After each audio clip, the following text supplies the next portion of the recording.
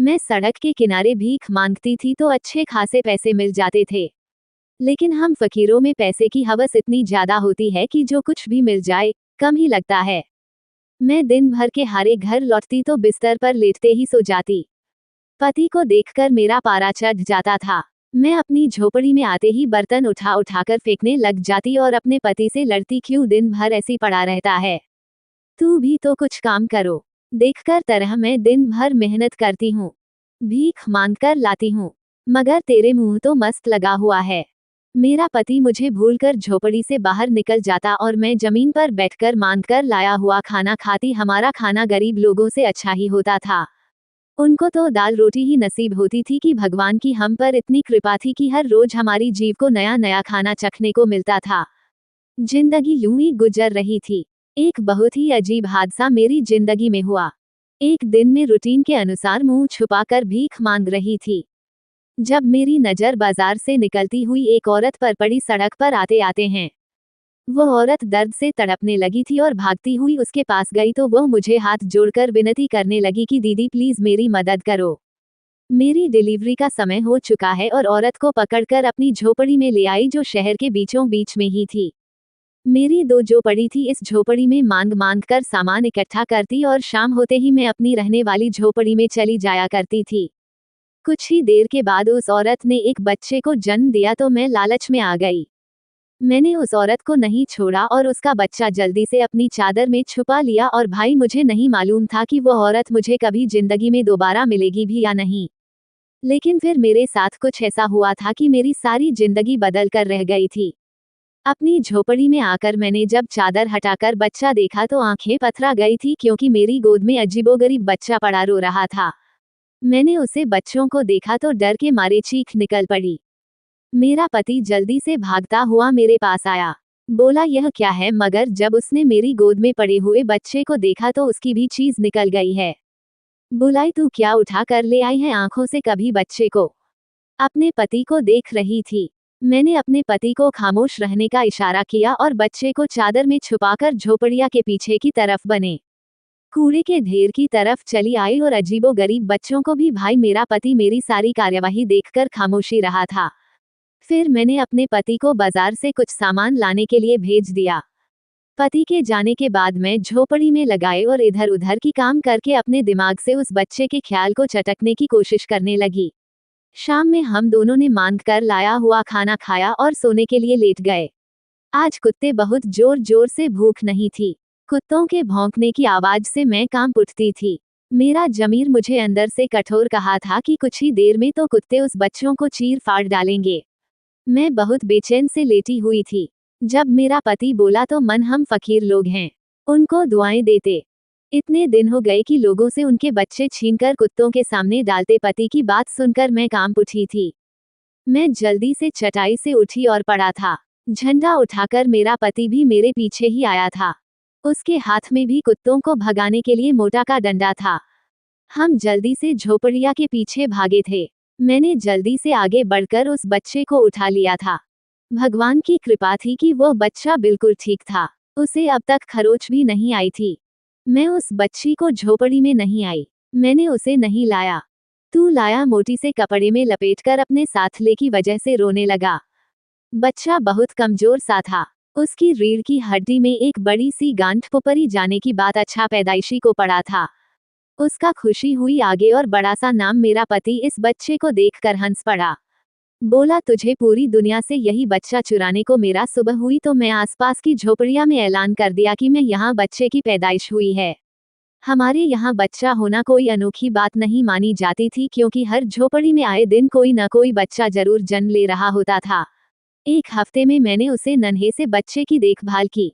फिर जब वह जरा बेहतर हुआ तो मैं उसे अपने साथ ले जा वीर मांगने लगी थी। मगर ये देखकर तो मेरी हैरत की हद ना रही कि लोग उस अजीब बच्चे को मेरी गोद में देखकर मुझे दुख नहीं पीते जाया करते थे। आज का समाज आता है कि समाज में बिकता है। लोग अजीबो गरीब बच्चों को देखकर डर जाया करते थे। अपने बच्चों के ऊपर क्या पता उतारकर मेरे हाथ में थमा देते थे। 2 दिन में ही मिल कमाई 4 गुनी से भी ज्यादा हो गई थी। मैंने उस बच्चे का नाम लक्की रख दिया था, क्योंकि वो बच्चा हमारे लिए बहुत ही लकी था। मेरा पति भी मेरी दुगनी कमाई से बहुत खुश था। अगर मुझे अंदर ही अंदर एक बेचैनी जकड़े रहती थी। मुझे यही डर रहता कि कहीं उस बच्चे की असली माँ मुझे देख ना ले। तू मुझसे बच्चा छीन लेगी और मुझे जेल करवा देगी कि मुझे क्या मालूम था कि कुदरत ने उस बच्चे के लिए कुछ और ही सोच रखा है। कुछ ऐसा हुआ कि मैंने पति से कहकर शहर बदल लिया। वह मेरी बात मानने के हक में नहीं था, मगर मेरी जिद के आगे उसने बात मान ली। हमने उस शहर को छोड़ दिया। हमने दूसरी जगह फकीरों की झोपड़ियां के पास अपनी झोपड़ी लगा ली। हम लोग सादा से लोग होते हैं, जल्दी ही नए लोगों में घुल मिल जाते हैं। वहां की औरतें लकी को देखकर बनाती थी और उसी दिन आती थी। उन औरतों के ऐसे व्यवहार से मेरा दिल दुख जाता था। मैं लकी का बहुत ध्यान रखती थी, उसे अपने बच्चों की तरह पालती थी और इस तरह की नजरों से देखता था तो मुझे बहुत गुस्सा आता था। न कि आप मेरे लिए सब कुछ था, केवल एक ऐसी औरत थी जो मेरे लकी के बारे में कोई गंदी बात नहीं करी। का नाम सुनीता। सुनीता अपनी माँ के साथ अपनी झोपड़ी में रहती थी। सुनीता मेरे पास आकर बैठ जाती और लकी को देखती रहती थी। वो लकी के बारे में मुझसे ढेरों सवाल पूछती तो मैं छुट्टी थी। मुझे सुनीता पर शक हो गया था, बल्कि को बड़ी लड़ाई हुई नजरों से देखती थी। शायद मेरी दुगनी आमदनी देखकर उसकी लाल टपकने लगी थी। मैंने पति अपने घर का इजहार किया तो वह बड़ी देर तक हंसता रहा था। बोला, तू तो लिखो ऐसे छुपा कर रखती है जैसे कोई सोने की खान हो। मैंने कहा, बात सोने की खान की नहीं, मेरा बच्चा है। मेरे माँ बनकर उसको पाला है और मैं अपने बच्चे से अब दूर नहीं रह सकती। यह मेरे जीने का सहारा है। मैं अब सुनीता से ज्यादा बातचीत नहीं करती थी। मैंने उस किस नेता मेरा लकी मुझसे बहुत ज्यादा लगा हुआ है। ये तो मेरे अलावा किसी के साथ रह भी नहीं सकता, किसी के हाथ का कुछ खाता भी नहीं है। भगवान ना करें अगर यह मुझसे बिछड़ गया तो मेरे बिना। यह मेरी बात सुनकर सुनीता चुप हो गई थी। सुनीता से मुझे बड़ा डर महसूस होता था। मेरे दिल में यही बात आती थी कि जरूर सुनीता मेरे बच्चे के पीछे पड़ी है और ये लड़की को मुझसे छीन कर ले जाएगी। इसलिए मैं उसको डराने के लिए ऐसी बातें करती रहती थी। मेरे धीरे सुनीता का व्यवहार मेरे और लकी के साथ अब नॉर्मल होने लगा था, लेकिन वह लकी का बहुत ध्यान रखती थी। धीरे धीरे मुझे सुनीता पर भरोसा होने लगा था कि वो हमसे प्यार करती है। उसके इरादे गलत नहीं। एक शाम अचानक ही लकी की हालत बहुत खराब हो गई। उसे बहुत तेज बुखार हो गया। मेरा पति भीख मांगने गया हुआ था। मैं बहुत परेशानी की हालत में खड़ी हुई थी। तब सुनीता लकी के रोने की आवाज सुनकर मेरे पास आई और पूछने लगी, यह क्या हुआ है? इस बच्चे को पहले जब लकी की बीमारी का बताया तो वह परेशान हो गई। मैं अभी इसके लिए दवाई लेकर आ। मेडिकल स्टोर से दवाई ले आई। मैंने बस सिर्फ लकी को दिया गया। सुनीता मेरे पास ही जमीन पर बैठ गई और बोली, औलाद इंसान को कितनी प्यारी होती है ना। हाँ, तुम्हें कैसे पता? तुम तो कुमारी हो। मैं बोली, नहीं, कुमारी नहीं हूँ। मैं पैसे की खातिर अपने को बेचने के लिए शादी की थी। बच्चा पैदा करके मुझे पैसे तो, मगर मेरा बच्चा मेरे पास नहीं रहता। वह बच्चा तो उन्हीं लोगों का हो जाता जो लोग मुझे ढेर सारे पैसे देते थे। इसी शर्त पर तो मैंने अपनी कोख भेज दी थी। इसलिए तो मैं तुम्हारे लकी से बहुत प्यार करती हूँ। मैं हैरत से सुनीता की तरह दिख रही थी। मैं बोली, यह क्या बात हुई? तुम मुझे भूलकर सारी बात बताओ। मैं बोली, फिर कभी बताऊंगा। इतना कहकर वह रोती हुई मेरी झोपड़ी से निकल गई थी। मैंने लड़की को देखा तो वह अब काफी अच्छा लग रहा था। अब मुझे सुनीता थोड़ी ठीक लगने लगी थी। मैं समझ गई थी कि वह लकी से ऐसे ही माँ, क्योंकि वह अपना बच्चा खो चुकी है। फिर सुबह मुझे भीख मांगने जाना था, जबकि सुनीता घर पर ही थी। मैंने लकी को उसके हवाले करके कहा, आज के दिन उसको तो मालूम है, शाम को जल्दी लौटने की कोशिश करूंगी। सुनीता ने बड़ी खुशी खुशी लकी को थाम लिया था। मैं निश्चिंत होकर भीख मांगने चली गई, मगर सामने मेरा दिल अजीब अजीब बसों में गिर गया था। सब कुछ छोड़ छाड़ कर अपनी झोपड़ी में जाकर मैंने देखा तो वहां पर ना लकी था और ना ही सुनीता दी। मेरे तो पैरों तले से जमीन ही निकल गई थी। मुझे समझ नहीं आ रहा था कि अब क्या करूं और कहां लगी और सुनीता को ढूंढूं। मैं यूं ही झोपड़ियों के आसपास भागने लगी और अब लकी को और सुनीता को आवाज लगाने लगी। लेकिन बहुत ज्यादा समय हो गया और जब मुझे सुनीता नहीं मिलना शुरू कर दिया। मैंने उसको भला बुरा और उसको पूछना पीटना शुरू कर दिया कि मैंने क्यों उस लड़की पर भरोसा किया जो पहले दिन से ही मेरे बेटे को बड़ी ललचाए हुई नजरों से देखती बड़ी धरी धरी थी और परेशान थी, यहाँ वहाँ घूम रही थी। तभी अचानक मुझे लकी के रोने की आवाज आने लगी। मैंने आवाज की तरफ दौड़ लगा दी। सुनीता लकी को गोद में उठाए हुए वापस आ रही थी। बोली, ये लो बहन, ये तुम्हारा बेटा बहुत ही तंग करता है। इसको तो अपनी माँ के साथ जगह जगह घूमने की आदत हो गई है। ये तो आज सारा दिन रोता ही रहा। अब मैं तुम्हारी तलाश में ही निकली थी। अच्छा है तुम वापस आ गई हो। मैंने जल्दी से लड़की को गोद में थाम लिया और उसे चूमना शुरू कर दिया। मैं लकी को चूमती जाती थी और रोती जाती थी। सुनीता खामोशी से अपनी झोपड़ी में चली गई थी। मुझे याद आया कि मैंने तो सुनीता को धन्यवाद ही नहीं कहा। मैं जैसे ही उसकी झोपड़ी के पास गई, मुझे सिर्फ क्यों की आवाज आने लगी। मैं जल्दी से झोपड़ी का पर्दा उठाया और अंदर दाखिल हो गई। आज ये तो मुझे अपनी दास्तान सुनाई दो। मुझे पता है तुम्हारे आंसुओं के पीछे एक बहुत ही दुख भरी कहानी छुपी हुई है। आखिर तुम्हारे बच्चे के साथ क्या हुआ था? हम भी भिखारी हैं, भीख मांग कर दो। वक्त की रोटी मिल जाती है तो खा लेते हैं, मगर बीमारियां गिरे तो फिर उसका इलाज नहीं करवा सकते। मेरे बाप को कैंसर हो गया था, हमारे पास इलाज के पैसे नहीं थे। बीच के पैसों से तो बाबा का इलाज नामुमकिन था। फिर एक दिन मेरी अम्मा ना जाने कहां से आई, वह बहुत खुश थी। वो मुझसे लिपटकर बोली कि सुनीता, भगवान ने हमारी सुन ली है। तुम्हारे बाप के इलाज के लिए भगवान ने तुम्हें चुन लिया है। तुम अपने बाप का इलाज करवाओ। कि मैं हैरानगी से अपनी माँ को देख रही थी। मैंने पूछा, अम्मा आप क्या कर रही हो? आज मैं जब एक दरवाजे पर भीख मांगने गई तो वहाँ की मैडम जी ने मुझसे कहा कि उन्हें अपने पति की दूसरी शादी कर आने के लिए एक लड़की चाहिए जो उन्हें पैसों की खातिर बच्चा पैदा करके दे दे और फिर उनकी जिंदगी से हमेशा हमेशा के लिए चली जाए। इस काम के लिए कोठी की मालकिन में बहुत बड़ी रकम देने के लिए तैयार है। अम्मा ने मुझे बलि का बकरा बनाकर उस बड़ी मालकिन के हवाले कर दिया। मैं शादी करके हवेली चली गई थी। मालकिन बहुत ही खूबसूरत औरत थी, मगर बहुत ही घमंडी, मुझसे बहुत ही गुस्से से और नफरत से पेश आती थी। दोपहर के 2:42 ना करके दे दोगी तो अपने पैसे लेकर यहाँ से चले जाना। उसके बाद कभी मुड़कर भी बच्चे का नाम मत लेना। मैं खुद कम उम्र लड़की थी, मुझे भला बच्चों की क्या जरूरत थी।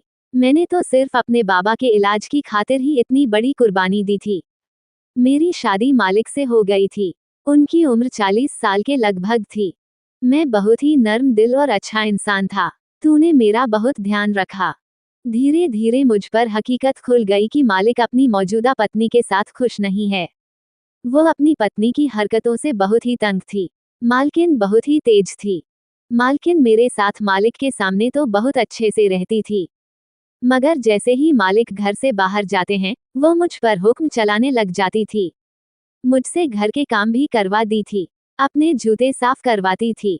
एक दिन मालकिन मुझसे अपने जूते साफ करवाते हुए बोली कि तुम्हारी हैसियत मेरी इन्हीं जूते के बराबर है, उनसे आगे बढ़ने के बारे में कभी सोचना भी मत। मालकिन की बातें सुनकर मैं खामोश रही।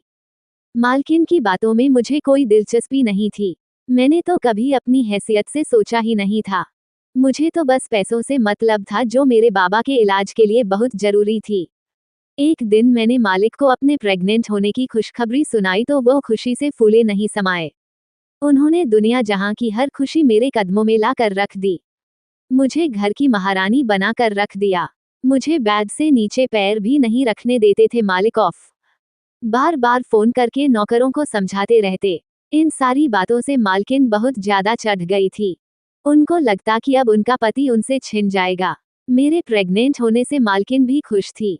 जब तू मेरी प्रेगनेंसी की खबर सुनी थी, दीवानी सी हो गई। मैं चाहती थी कि मैं जल्द से जल्द बच्चा पैदा करूं और उसके पति को छोड़कर चली जाऊं। जब मेरा 7वां महीना हुआ तो मुझसे कहती थी, ऐसे ही बैठे मत रहा करो, घर में पोछा लगाओ। कभी कहते कि बार बार चिड़ियों के चक्कर लगाओ, ऐसा करने से तुम्हारे शरीर की मांसपेशियां खुलेंगे और बच्चा पैदा करने में आसानी रहेगी। एक दिन बहुत ज्यादा गर्मी थी। मैं आंगन में पोछा लगा रही थी। मुझे भूख भी लग रही थी, मगर मालकिन का हुक्म था, खाना तभी मिलेगा जब तुम अपना काम पूरा कर लो। कि मैं एकदम से नीचे गिर पड़ी थी। मुझे नहीं मालूम फिर क्या हुआ, जब मेरी आंख खुली तो मैं अस्पताल के बेड पर पड़ी हुई थी। मेरे पास ही परेशान से मालिक भी बैठे थे। उनकी आंखों में आंसू। सुनीता, तुम अपना ख्याल क्यों नहीं रखती? उनकी बात सुनकर मैं फूट फूट कर रो रही थी। मैंने उनसे कहा, मालिक मैं तो आपके घर में एक नौकरानी, मैंने तो मालकिन का ही हर हुक्म मानना है। मालकिन मुझसे काम करवाती है, मुझे खाना खाने को नहीं देती। मालकिन ने मुझसे कह रखा है कि मैं जी बच्चे को जन्म दे दूंगी तो वह मुझे इस खाना की मालकिन की ये बात सच भी थी। आखिर उन्होंने मुझे खरीदा ही तो था। फिर भला बच्चा जन्म देने के बाद मेरा इस घर में क्या हम रह जाता था, लेकिन मैं जज और मैंने मालिक को बता दिया कि मालकिन बच्चे की पैदाइश के बाद मुझे घर से निकाल देगी। मेरी बातें सुनकर मालिक की आंखें खुली की खुली रह गई। वो हैरत से मुझे भी उन्होंने कहा, सुनीता अगर ऐसे ही बात की तो तुमने मुझे पहले क्यों नहीं बताया? फिर उसके बाद गुड गरबा मेरे पास से चले गए थे। अगले दिन जब मैं अस्पताल से डिस्चार्ज होकर घर के नौकरों के मुंह से पता चला कि मालिक ने घर आकर मालकिन की बहुत बेइज्जती की थी। उन्होंने एक एक नौकर से पूछा था कि मालकिन ने सुनीता के साथ क्या व्यवहार रखा है। हम सबने तो सच बोल दिया था। उसके बाद उन्होंने मालकिन को अपने कमरे से निकाल दिया और आपका सामान मालिक ने अपने बेडरूम में ऐड कर लिया है। उन्होंने कहा है कि मालकिन उनको अपनी नहीं तो गुस्से में आकर कुछ भी गलत कर जाएंगे।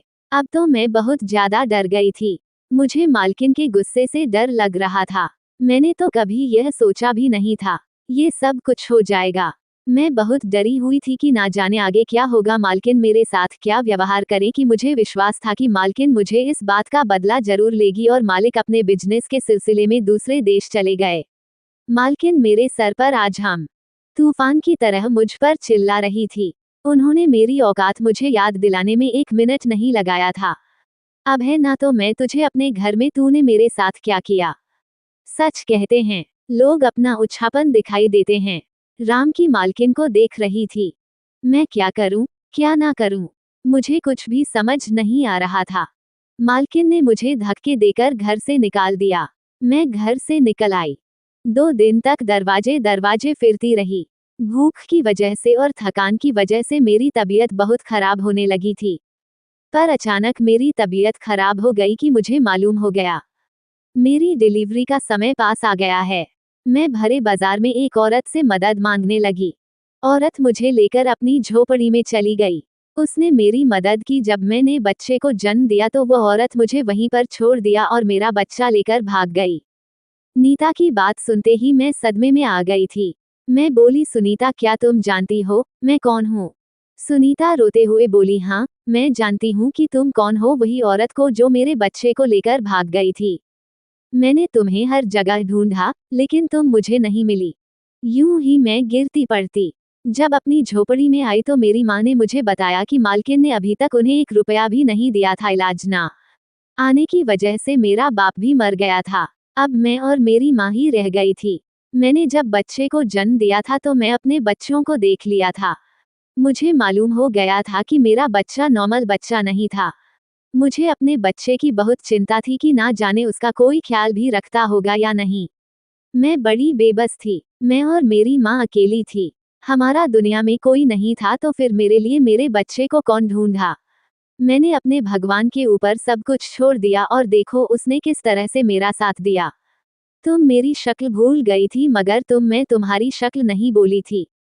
मैंने इरादा कर लिया था कि मैं तुमसे अपना बच्चा छीन कर भाग जाऊंगी।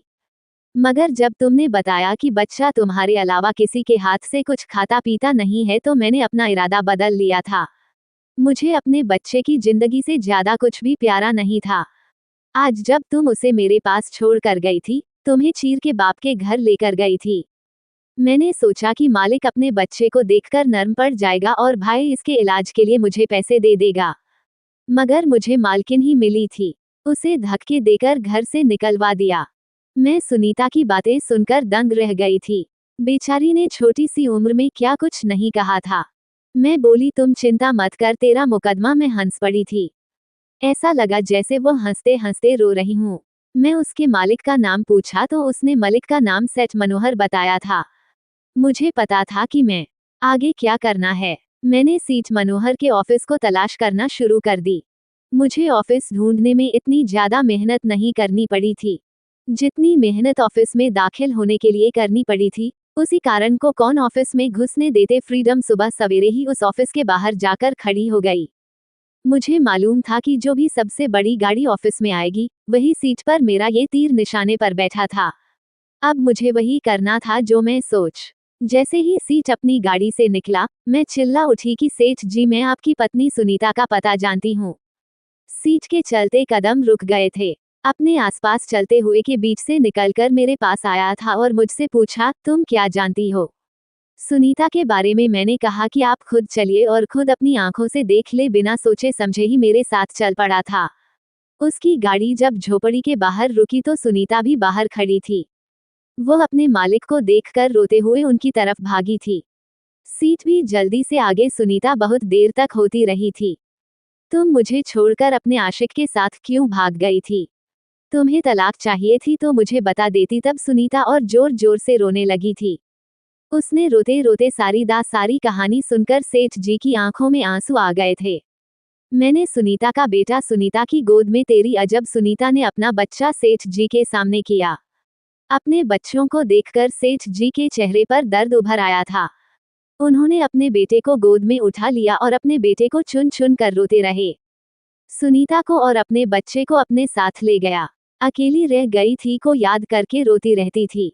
मेरा दिल किसी चीज में भी नहीं लगता था। यूं ही रोते रोते एक हफ्ता गुजर चुका था जब एक दिन सुनीता बड़ी सी गाड़ी बैठकर मेरे पास आई थी। ने बताया कि वह अपनी मां को लेने आई है।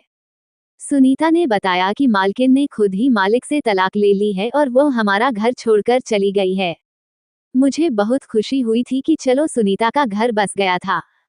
फिर सुनीता का पति मेरे पास आया और मेरा धन्यवाद किया कि इतने दिन तक मेरे बच्चे का ख्याल रखा। और मेरी पत्नी सुनीता से मुझे में उन्होंने एक नोटों से भरा बैग मेरे हाथ में थमा दिया। कहने लगे, यह एक छोटा सा तोहफा है, तुम्हारे लिए, इसे स्वीकार कर लो। पैसों से भरे बैग को देखकर दंग रह गई थी। मेरा सच में मेरे लिए बहुत ही लकी साबित हुआ था। मैंने भीख मांगना छोड़ दिया था। मैंने उन पैसों से घर खरीदा और अपने पति को एक बिजनेस करवा दिया। मैं कभी कभी लकी से मिलने से पीटने लकी का इलाज करवाना शुरू कर दिया है। डॉक्टर ने विश्वास दिलाया है कि कुछ सर्जरी होने के बाद लकी नॉर्मल हो जाएगा। मुझे बहुत खुशी हुई थी कि मेरा लकी भी अब आम इंसानों की तरह जिंदगी जीना। सुनीता अपने पति और अपने बच्चे के साथ हंसी खुशी जिंदगी गुजार रही है। उसने मुझे अनुमति दे दी है कि मैं लकी से मिलने आ सकती हूँ। मैं भी अब तक लकी को नहीं भूली हूँ। मैं कभी कभी लकी से मिलने जाती रहती हूँ। अगर आपको हमारी कहानी पसंद आई हो तो वीडियो को लाइक करें। चैनल पर नए चैनल को सब्सक्राइब जरूर करें। धन्यवाद।